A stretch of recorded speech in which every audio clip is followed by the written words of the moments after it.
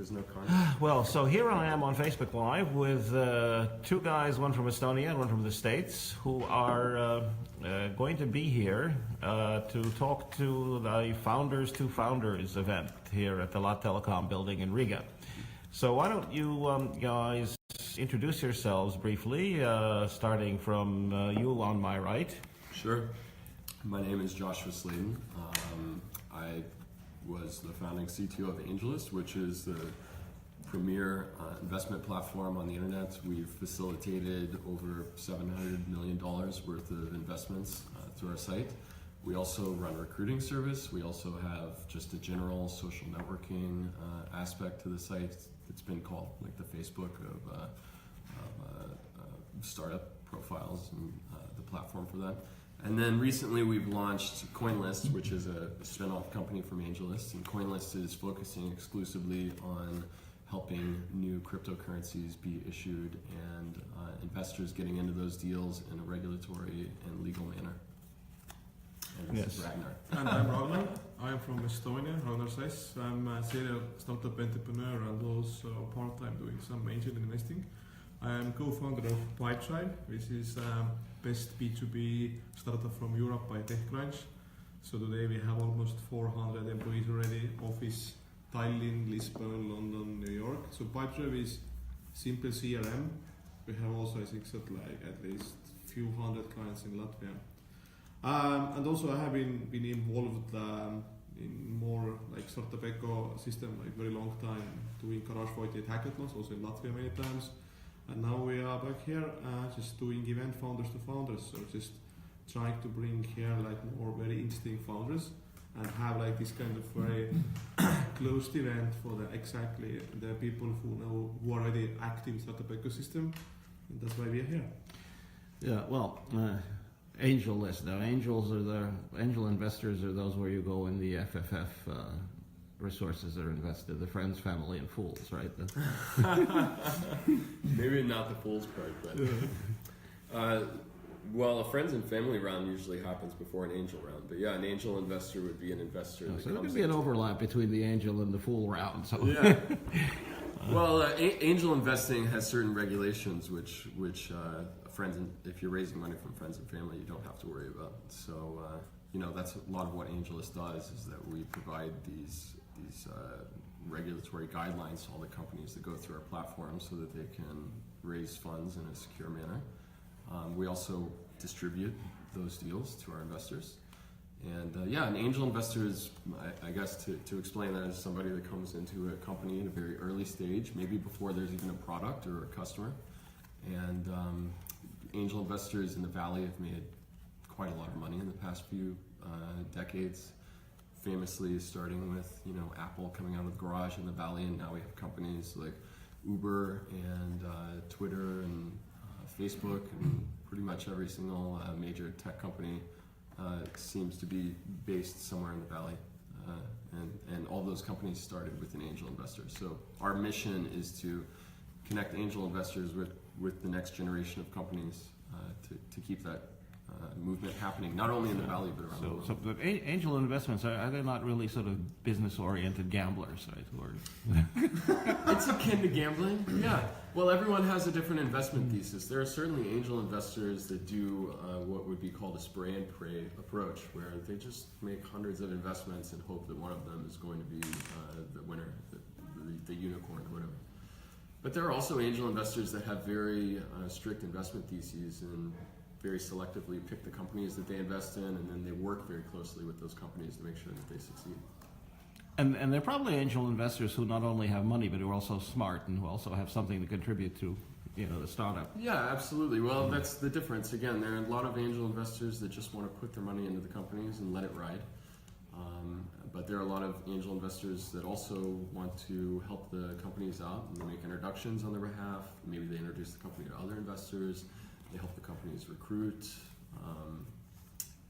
So there's a variety of money out there. So, I guess that we would call that like smart money and dumb money. Yeah, well, the smart money would go to an investor or to a startup that has an incredibly pretty design for apps and say, I like that. But I don't think you should use these fantastic design principles to do an app called Ice for the Eskimos or something like that. Do it for something else, right? Yeah.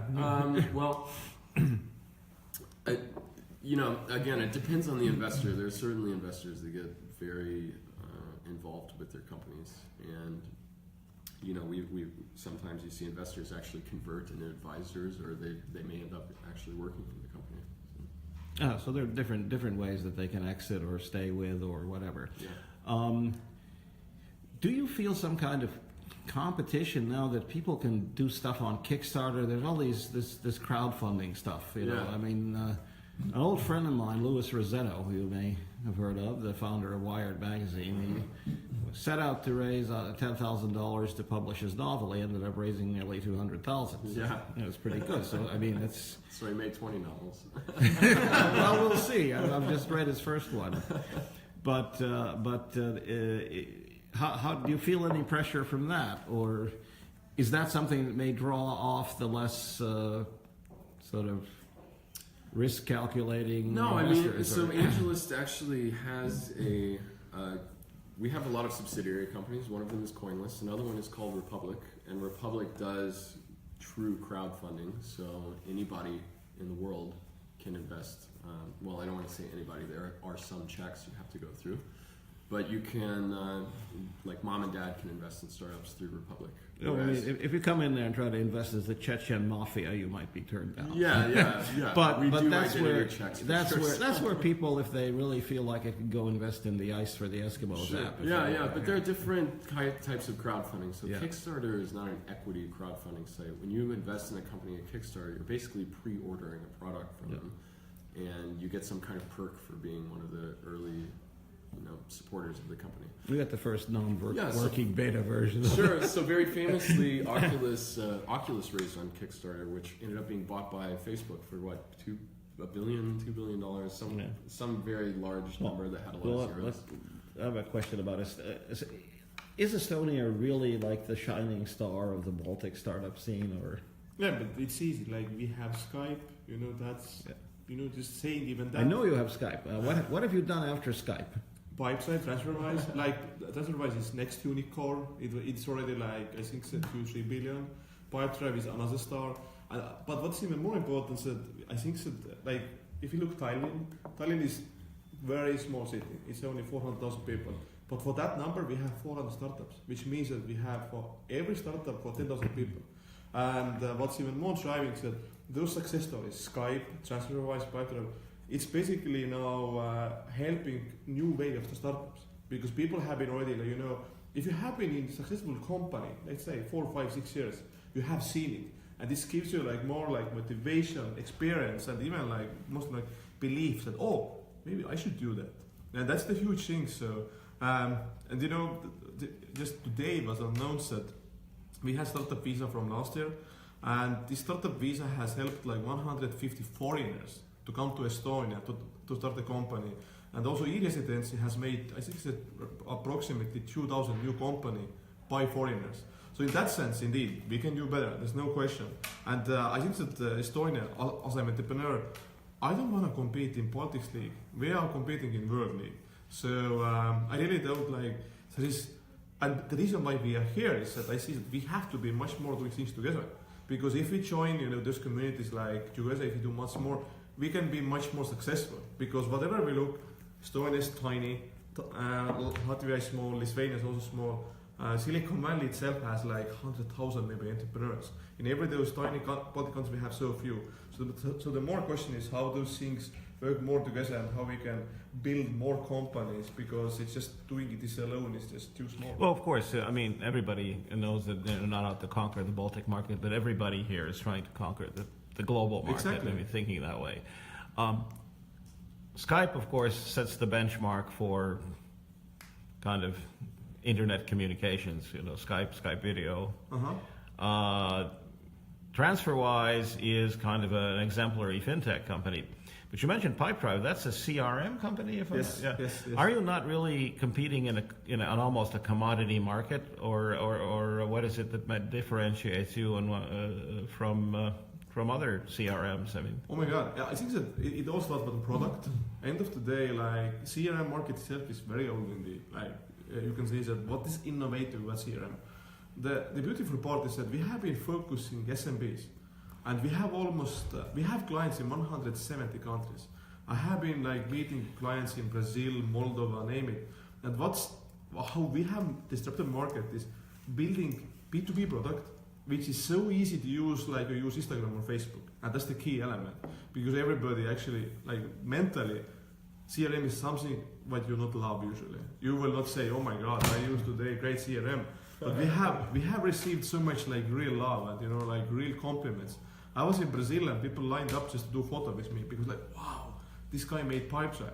So, and that is the exact things that, you know, in politics, in small countries, it's so hard to build up the next B2C solution because you don't have even test grounds.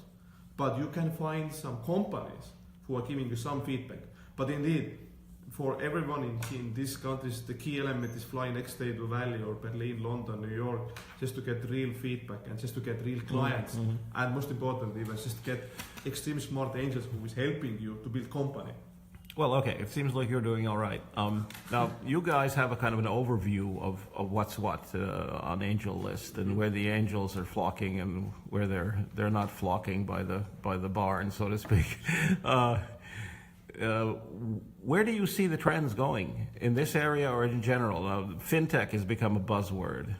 Yeah, absolutely. I mean, again, not to bring this up in every conversation, but crypto is absolutely huge. We had over $1 billion raised in ICOs last year. Just that whole movement came out of nowhere and swept the investing community away. But fintech for sure. The gig economy, as we call it, is still a big trend in. Well, that's sort of putting people together for short-term jobs, right? That would be on your employment list there. You know? So one of our visions that we have of how the future will work with companies is that companies get smaller and smaller and smaller until we're at the point where everyone is basically employing themselves through these networks. So the gig economy is definitely something that, you know, starting with Uber has sort of taken off, and we see more companies innovating in that space, bringing that business model to different. So that and fintech and crypto. Now, forgive me for saying this, but when you talk about crypto, I sort of see some remote ancestor of yours sitting in a cafe in Amsterdam and showing tulips to I've heard about this once or twice. Okay, so I mean, what do you say to? I mean, are there really competing tulip companies here? No, to be completely honest, yeah, there's an absolute, like, he's checking it right now.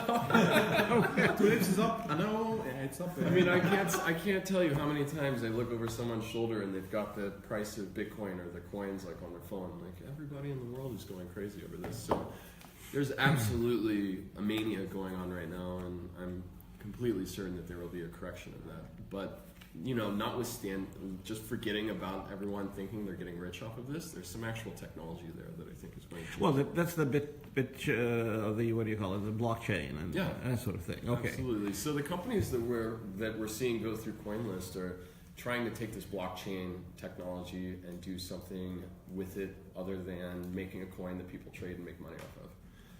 So we have companies that have gone through CoinList that are trying to do distributed file storage on the blockchain, basically a new layer of the internet that uses the blockchain to manage your identity, so that you don't have these companies like Google and Facebook having all of your data and then being able to sell that and make a ton of money off of you. We have a lot of different innovative companies that are coming through trying to do something on blockchain, and it's super early stage. It's very speculative for sure. But that's what we're here to do. One of the things that has been said about Bitcoin is that it is eating up more and more of the world's computing capacity. Yeah. You know, that there would be certain. I mean, if you sort of tuned your satellites to pick up the right wavelengths of infrared or whatever it is, you could even see where the biggest coin factories are. Well, China.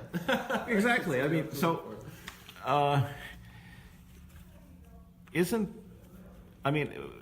is that really going in the right direction? I mean, all right, now let us assume that the first tulip boom started because people knew how to cultivate tulips in greenhouses or whatever it was that they did. Now, But then the real invention that came out of that might have been the greenhouse, where we're growing vegetables and other useful stuff.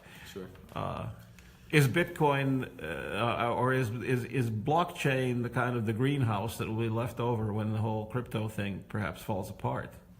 Well, I don't know if I would jump to the conclusion that it's going to fall apart. I mean, I think that when so many people in the world are invested in these coins, it's I don't know. I find it very hard to believe that they're going to be worth $0 someday. But yeah, the blockchain technology behind it is certainly extremely interesting, and we haven't figured out a lot of great use cases for it yet. So in some ways, it's like a solution seeking a problem.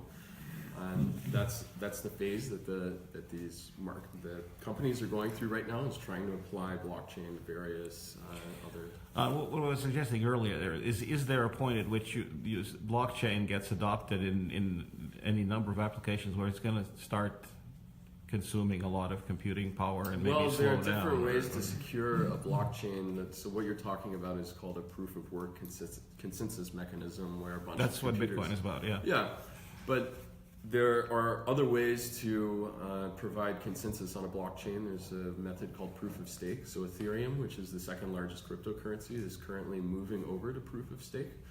So in a proof of stake consensus mechanism, there's no electricity burn. You're not doing this like huge math problem constantly all the time around the world. Basically, people that have coins will deposit them into the network, and then they validate transactions on the blockchain based on how much they can't retrieve those coins. I mean, if people want to know about proof of stake, there are many different ways of clanking the blockchain. So sure, there are many ways of securing it. So Yeah. Bitcoin was the first, and it's kind of the old clunky technology. And it's Bitcoin is an extremely conservative technology. It doesn't want to change at all. But then you have Ethereum, which is the second largest cryptocurrency, and Ethereum is like a startup. Like they're innovating constantly on their technology. So we'll see which one wins in terms of whether it's actually helpful to change the underlying technology or not. You, as a self-proclaimed angel investor, what do you think of this? How do you make a judgment about where you want to put your money in a? I think that usually if the thing what I'm looking is I will start with the team. Like end of the day, like if you invest early, it's all about the people. If you just really like them, if you see that they have huge drive, if they really know what they're doing, that's the only thing what basically motivates me, because I see like angel investing from my side that if I can help them, if I understand what they're doing, and if I want to work with them, basically just over the next few years to help them in the next days, and this is the only way how I see that this would make sense. And I would actually, just recently was thinking about that, why I'm not so, like cryptocurrency is great, but I would much more put my money into startup, because I feel that it has bigger impact. Or otherwise you just look to like up and down 50% and so on. Yeah, but any particular areas, fintech or yeah, crypto startups? I would say that as my expertise is in B2B, then I have been stayed in that area, because I can just feel that I know what's going on. I understand, I can help, I have all my network around that. Not in gaming, because it's just for me lottery or kind of like casino, you never know. It was 52 games before Angry Birds got it right. So I have stayed more in B2B.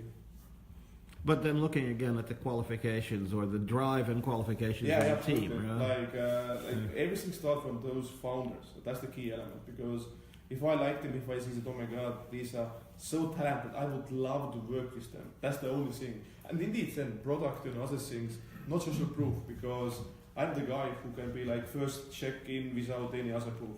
If I like them, I personally don't care about other things. I just, I care. I have a Pipetrail co-founder, also Martin Taiju, who's highly technical, so we are perfect match. He looks like tech stack, I look people, and if he both likes them, there is something around that. Yeah, so you would say, I'm again thinking my simply absurd hypothetical. If there was an Inuit who had a Stanford MBA and a degree in computer science who said, I think I can design a B2B sales tool that can be used for selling ice to my people, to the Eskimos. Then you would say, well, that there's some credibility to this, because he grew up in this place, and he's very smart and he's very educated. Yeah, but I have one thing. I much more would want to and will invest to Estonia, Ukraine, Latvia than in Silicon Valley. In Silicon Valley, there are already 50,000 angels, but you are missing those angels here. And I would much more like to help companies from this cool Eastern Europe to go to the worldwide. So in Stanford is great indeed, but I don't have my network is not in Stanford, so I would much more say, oh my god, someone in Kiev has finished Shevchenko University. All right, there is a Finno-Ugric people who live in the Arctic, isn't there? Yeah. I mean, in Russia, right? I mean, they're sort of your distant relatives. Now that guy comes to you and says, absolutely, I can sell. Yeah, I have a tool for marketing ice to my people who live in ice, 8 months of the year. Exactly, because he lives there. So okay, so this is sort of a silly example. Our hypothetical Eskimo is very busy. So. What are you guys going to talk about to the eager founders out here in a little while? We'll talk about Bitcoin. Okay. We're just going to watch the price of Bitcoin. We will just look like we will produce the coin market cap, and send. You have the Latvia's biggest screen down there. Yeah, exactly. Yeah. So we should put like coin market list. No one will pay attention to this. Well, no, you could put the Bitcoin up and then wait for wait for people when start running out of the room. So actually, we would indeed. So he's has been seeing so much things about fundraising, investors, and so on. So we would really focus that areas like what you need to do to fundraise. How to do right step, how to do not do mistakes, and exactly looking also what happens now in external. And so we would much more look the ICOs and cryptocurrencies itself because for me as well, it's just ICOs is what is extremely interesting. Which I believe as well will totally make revolution in the fundraising. So I would say that one of the biggest things is fundraising, but as well like ICOs, initial coin. That's the thing I would say. But again, 1649 initial tulip planting. Exactly, first ICO. I'm sure there's a tulip coin. ITPs, initial tulip plantings. So this dog coin, but I don't know. Oh, okay. And. Trying to stay serious again. How many Baltic or Latvian companies do you have using your angel list, or for finding talent, or for? We looked, and there are currently hundreds of companies that are registered on angel list that are tagged as being in Latvia.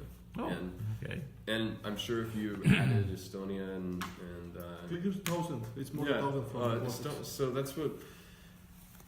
A story I always tell about AngelList is that when we created initially the listings on the site where anybody in the world could kind of sign up and put up their profile on AngelList, immediately we were all in the office going, what is this country, Estonia? Because all of a sudden we had tons of Estonian profiles on our site. So we don't do our online fundraising product here in basically anywhere in Europe except for the United Kingdom. But startups can still use AngelList to network. For example, what Ragnar was saying about just meeting investors through AngelList and doing an offline transaction. Yeah. And also, you can recruit on AngelList around the world. So are you going to go online also outside of the US and the UK at some point? Yeah, it's just there's so much regulatory work that has to be done. It's not as simple as launching a new. A new site or a new tool on the site. We have to have people on the ground talking with the government to figure out how we can make this legal. So right now, India is actually a market that we're just now opening up. So we're going to start doing online fundraisings in India. And then in terms of what's next, I could see it spreading around Europe for sure. Okay.